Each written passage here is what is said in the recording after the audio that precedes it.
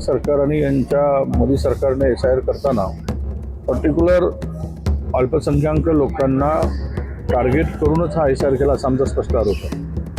ते मतदार यांच्या विरोधातले जे काही जिथे जिथे पॉकेट आहे तिथे SIR मधून कशा पद्धतीनं नावं वगळता येईल त्यामुळेच त्या अनेक प्रकारच्या त्यामध्ये अटी शर्ती घातल्या आणि आज आता 2002 मध्ये मतदार यादीमध्ये नाव असायला पाहिजे।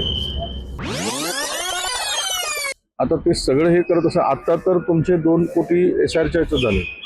मग ज्यावेळेस त्यांनी हे संपूर्ण अंतिम करत असताना डिलिशनमध्ये पुन्हा कमी करतील डिलीट करताना अनेक लोकांना डिलीट अशी सुद्धा भीती आहे।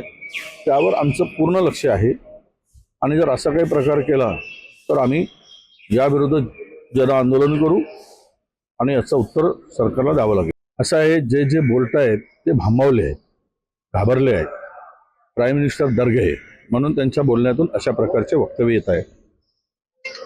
आणि जर तरुणाला विरोधी पक्षाला ज्यांचा इतिहास देशविरोधी राहिला, ज्यांचा इतिहास संविधान विरोधी आहे, ज्यांचा इतिहास देशाच्या स्वातंत्र्याविरोधात होता, त्यांनी दुसऱ्यावर अशा प्रकारचे आरोप करणं हे हास्यास्पद आहे। काल एका महाराष्ट्रातील भ्रष्टाचारी नेत्याची बायको जे भाजपमध्ये आहे तिनं काल राहुल गांधींना फोन में देशभक्ती होनी चाहिए त्याच्या आयला वेळी बाई तुला काय सांगावं, ज्यांच्या घरात ज्यांची आजी 32 गोळ्या छातीवर झेलून तिचा मृत्यू झाला, ज्याच्या वडिलांचे देहाचे तुकडे झालेत, ज्यांचे आजोबा जवळपास 11-12 वर्षे जेलात होते, ज्यांचे संपूर्ण कुटुंब जेलात होते स्वातंत्र्यासाठी आणि ही एक राज्यातील भ्रष्टाचारा नवऱ्याला वाचवण्यासाठी भाजपमध्ये गेलेली बाई वेंगळी बाई ती मात्र गांधीवर आरोप करते आहे। जिथे म्हणजे सूर्याकडे थुंकून बघण्याचा प्रयत्न आहे तिच्या तोंडावरच आज सगळी थुंकी पडणार आहे।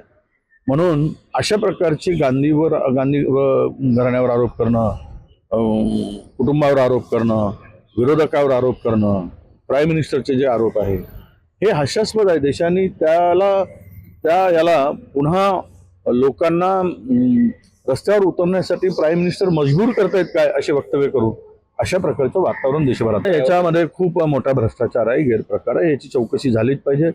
SIT नेमली आहे, SITची SOP ठरली आहे आणि त्यातून हे सगळं प्रकार उघडकीस येईलच। प्रचंड मोठ्या प्रमाणामध्ये लूट जी चालली आणि लोकांना त्रास देण्याचं काही चाललं आहे त्यातून मात्र नक्की यातून मार्ग निघेल आणि याला कुठे ना कुठेतरी ब्रेक लागेल असं मला माहीत नाही आणि त्याच्याशी मी कधी ऐकलं नाही आणि मी कधी काही त्या संदर्भात चर्चा झाल्याची माझ्या तरी माहिती नाही। असेल ना, हौशे नवशे गाच असतात, तर शिक्षा झाली, तो बाहेर आला, शिक्षा भोगून आला, सुधारला असेल, खून केला माणूस, एखाद्याचा खून झाला असेल रागाच्या भरात किंवा खून केला असेल, त्याला तो जर तिकडे कोणाच्या आंदोलनात गेला तर त्याला काही निमंत्रण थोडी देऊन बोलवलं आहे, तो स्वतःहून गेला। नाही तू या आता नक्षलवादी होतास, तो आमच्या आंदोलनात आहे असं कोणी म्हटलं काय? म्हणजे तरुणाच्या चळवळीला बदनाम करण्यासाठी नवीन कारणं शोधून त्यामध्ये बदनाम करणं हेच त्यामागचं षडयंत्र। हृदयाला मी सांगितलं आता सरकार बघेल आणि ते बघेल, ते दोघे बघून घेतील एकमेकाला। वारंवार सरकारने घुटणे टेकलेच आहेत त्यांच्या दरबाराच्या जाऊन जरांगे पाटलांच्या। आता सरकारला किती झुकवतं, सरकार त्यांना झुकवते, आम्ही बघू कोण कोणाला जाम करतं आणि सरकार किती वेळा जाम होतं आणि कशामुळे जाम होतं हे आता आम्हाला पाहिजे। आजपासून आंदोलन सुरू झालेलं आहे 15,000चं। प्रचंड उधळपट्टी दुसऱ्या नवीन कामावर चालली, रस्त्याच्या आणि मोठमोठ्या रस्ते समृद्धी आणि आपला काय म्हणतो त्याला शक्तीपीठ सारख्या आणि 15,000चे पैसे देण्यासाठी हे होतं। तुम्हाला इतरांचे ज्यामध्ये आता भ्रष्टाचार चालला आहे कुंभमेळ्याच्या कार्यक्रमामध्ये जे काही प्लॅन केला आहे 33,000-32,000 कोटीचा, त्यामध्ये प्रचंड भ्रष्टाचार आहे। हे पैसे उधळण्यासाठी आहेत ना, आणि ठीक आहे एवढे पैसे लागतात कशाला, कुंभमेळा करायलाच पाहिजे। 10,000 कोटीमध्ये झालं असतात, 30,000 कोटी लावून काय करणार आहे? त्यातून अर्धे पैसे खाण्यासाठी हा कुंभमेळा होतो आहे, म्हणून कंत्राटदारांना देण्यासाठी पैसे नाही, पण या सगळ्या गोष्टीसाठी पैसे आहेत।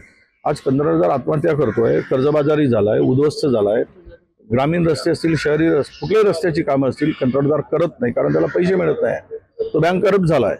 मग पहिले पैसे त्यांचे द्या ना आणि मग हे सगळे गोष्टी करा, पण नाही पाठ थोपटून घेण्यासाठी वाटेल ते धंदे चालले। नाही असं आहे की पंजाबराव देशमुख साहेबांनी या सगळ्या ओबीसींना विदर्भातील आपण ओबीसी म्हणून त्यावेळेस घेतलं. त्यावेळेस खरे ओबीसी होते ते बरोबर, जे कुणबी समाज होता तो आला. जे मराठा होते ते दूर राहिले. मराठा आणि कुणबी एक आहे असं म्हणायचं आहे का? ते होऊ शकत नाही. मग या नोंदी सापडल्या कशा? शिंदे समिती नेमली कोणी? शिंदे कोण आहेत? त्याचा जर अभ्यास केला तर त्याचं उत्तर कळेल. या सगळ्या नोंदी ज्या सापडत आहेत आणि ओबीसीमुळे ओबीसीवर भाव घातलं जात आहे. ओबीसी म्हणजे मला कळत नाही जरांगे पाटलांचं, मला त्यांनाही सांगायचं आहे की तुम्ही ओबीसीमध्ये या 378च्या एवढ्या मोठ्या समूहाच्या जातीच्या कळपात येऊन करणार काय? तुम्हाला काय मिळेल?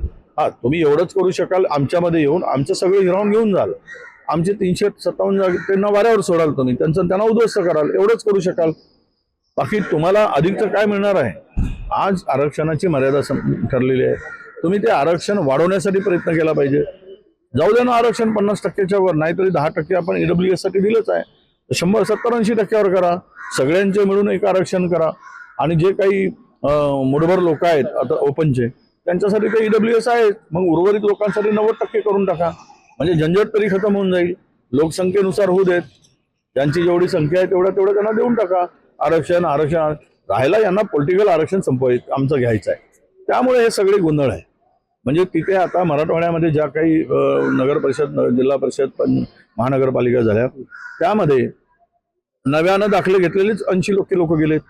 म्हणजे तिकडे आता बाकीच्या समाजाला स्कोपच राहिला नाही ना. धनगर राहिला, वंजारीला राहिला, बंजाऱ्याला राहिला, माडीला राहिला, साडीला राहिला, द्वारला राहिला, सुतारला राहिला, कोणालाच तिकडे काही चान्स मिळाला नाही. आता ते वंचित राहिलेत.